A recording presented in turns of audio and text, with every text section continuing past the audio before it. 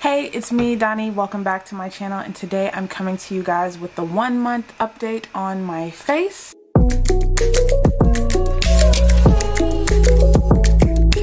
I've been using The Ordinary for the last 30 days, and we're coming up on empties on some of the items. I want to talk to you guys about what I felt like was a hit, what was a miss, the good, the bad, the ugly with this.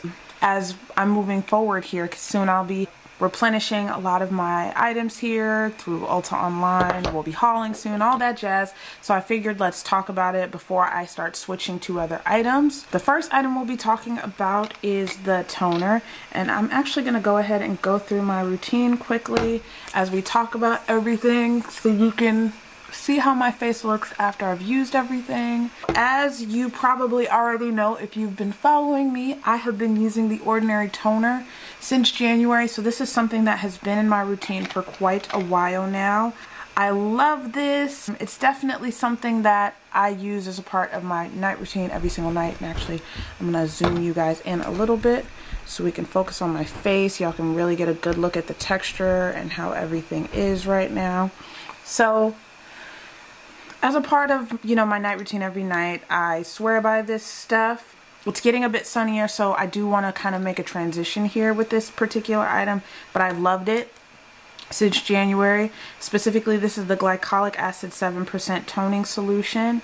Really good as far as bang for your buck on this. You get 8 fluid ounces. I believe this is under $10. I will try my best to maybe put the prices down in the description box for you if you're curious about any of these particular things. But I would say that the toner is a hit. Before I was using all Ordinary products, I really liked this as a part of another routine. Wasn't irritating. Definitely as far as getting used to it, I think I may have gotten a couple whiteheads here or there, but no adverse reactions. Really liked this particular product. I do sometimes though now, especially when I'm using it, feel like it doesn't really make much of a difference. I used to really feel it doing its thing on my face, and I don't really feel that now. For 6 months it was good, but I think it's finally time for a transition. But for anybody looking for a toner to try that's affordable, I highly recommend you give the glycolic acid toner from The Ordinary a go. As far as formulation goes, they tell you it's ideal at night, that you shouldn't use it more than once a day. This has been something that I've probably used once or twice a day depending on the day, but again, isn't too hardcore. It was really easy for my skin to get used to. Really enjoyed this. The next item that we have is something that I really fell in love with over the last month, even maybe past a month. I feel like it's been more than 30 days at this point. And we're about empty on this particular product. This is Buffet, the multi-technology peptide serum from The Ordinary.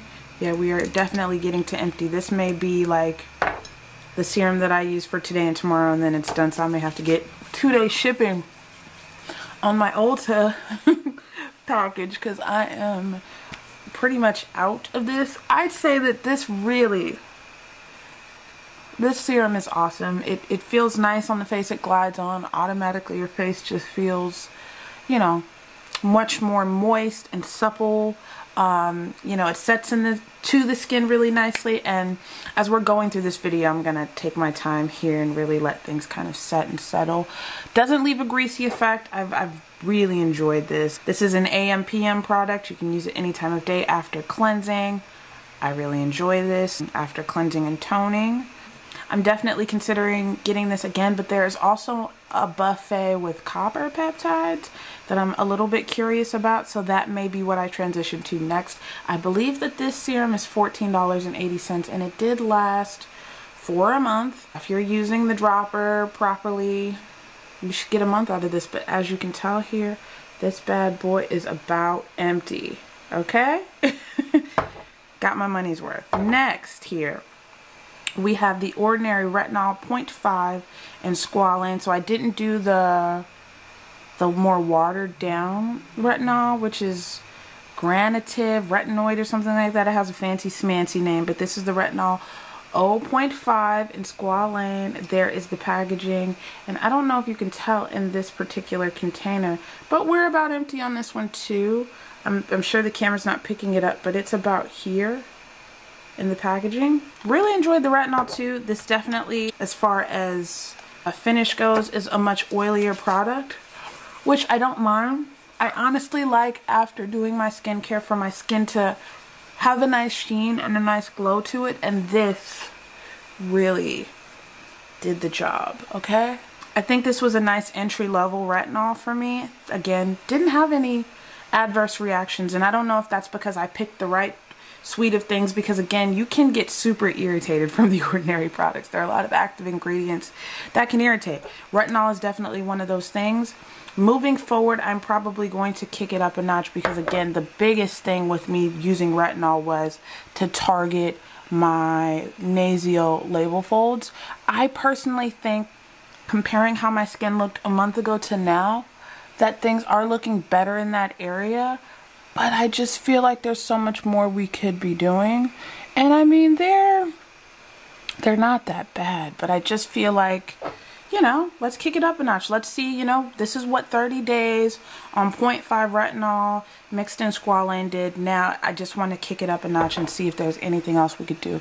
If I can just get to a point where maybe this fine line resembles this one more, where it's just faint, I'd be happy, okay?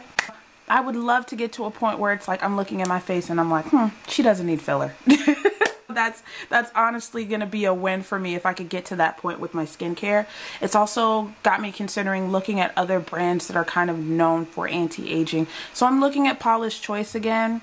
The BHA kind of was attractive to me. There may be some things that I go back to Paula's Choice for as far as anti-aging is concerned with this routine, because again, I've seen what can be done if I'm consistent with something, and now I'm just like, what else can we do? Price wise, again, I think this is under $10, lasted the entire month, a little went a long way. This is definitely supposed to be a PM product, so if you live in a sunnier place, I would not suggest you use this. But again, I live in Seattle. It's great, it's cloudy. Now that we're getting into summer though, it's good that I'm running out of products so I can transition into things that are more friendly for summer. Also, keeping that in mind, it's finally time for me to look into an SPF.